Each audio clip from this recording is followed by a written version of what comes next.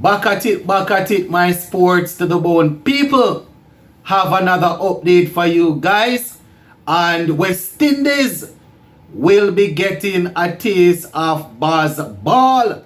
Yes, my viewers and subscribers. Yesterday, CWI confirmed that the West Indies will be taking on England in 3 test matches. Yes, West Indies will be tasting baseball. So we're going to talk about that. Plus, we're also going to be taking a look at the Ashes. We see where England, they have narrowed down their squad from what, 18 to 15. They have cut a couple of players, and we see this the sensation Mark Wood.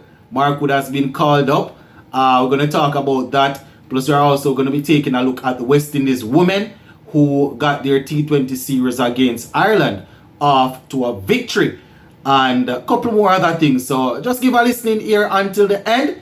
And make sure you hit that subscribe button. And drop a comment in the comment section. Alright, so let us start off with the West Indies versus England. Yes, you heard me right. West Indies, we will take part. It was confirmed, but this is all the way in 2024, July of 2024, right? So taking this from the CWI, from the West Indies Facebook page. So they say West Indies to face England in 3 tests in July 2024. They say the tour goes off at Lords as the teams compete for the Richards Botham Trophy. So, you know, we had England in the Caribbean recently, and we are going over there. So it's actually going to be in July of 2024. So the schedule so far, they are saying the first game will be played from the 10th to the 14th of July. The second game from the 18th to the 22nd of July. And the third and final game from the 26th to the 30th of July. That is how they are doing it. So the first one is set to be played at Lords. The second one is set to be played at Trent Bridge. And the third and final one at Edgbaston. So, you know, test cricket to look forward to. We have been watching baseball in action against different teams. So it's next year is going to be it's an opportunity for us to get piece of this baseball, you know. Yeah, man. All right, moving on now. So yesterday, the West Indies women, they took on the Irish, and they were able to get the better of the Irish by 2 wickets. Yeah, man, we won the game by 2 wickets. So Ireland, they batted first and scored 112 for 7. 112 for 7. And, you know, we had a couple of ladies on the wicket and in the wicket column. We would have seen Captain Hayley Matthews picking up 3 wickets. So she actually got 3 for 22 from her 4 overs. We also had Cherry Ann Fraser getting 2 for 22 from 3 overs. Fletcher had 1 for 24 from her 4 overs. And we would have also seen a couple of other bowlers bowled. Connell didn't pick up any wicket. I think Monisar, I think she made her debut, if I'm not mistaken. She picked up 1 wicket for 16 runs from 4 overs. Hope I didn't butcher her name. So that is how it went. They made 112 for 7, as I said. When it was our time to bat, we took it all the way down to the end. We scored 113 for 8 of 20 overs. So, you know, we won the game there by 2 wickets and 0 balls to spare. So we really cut it close to the wire, my viewers and subscribers.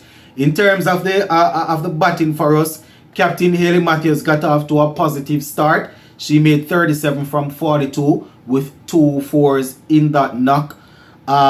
We didn't have anything from Rashada Williams. She made 2, and, you know, it was actually Fletcher in the back end with 19 that helped to wrap things up for us. Campbell, she made 14, and those were the ladies that really did most of the contribution as we secured a victory in that game. So it's 3 ODI, it's 3 T20s. So this is the first one down. The ODI series, we won that 2-0. We played 2 games. One was rained out, if I'm not, yeah, one was rained out and we won the other 2. So, shout out to the ladies for keeping it moving. All right, I spoke about the England squad earlier, and they have named their squad for the 3rd test match against Australia, England that is. And they have decided to cut the young spinner, Ahmed, I think his name is Ahmed.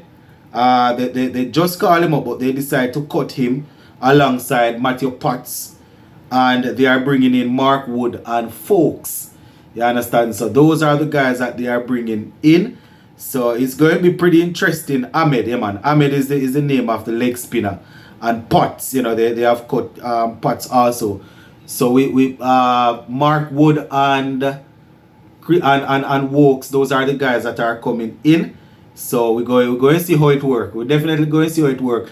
This is a must-win game for them if they want to reclaim the